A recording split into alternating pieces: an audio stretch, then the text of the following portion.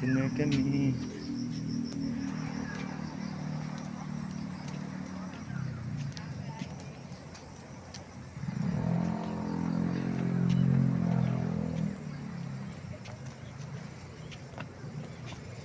El Shaddai Hills.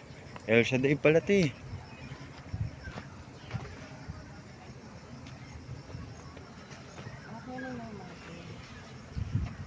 Nandito yung mga matras.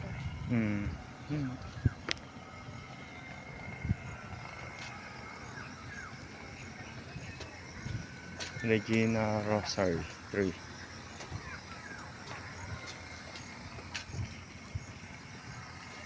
Pahuwayan.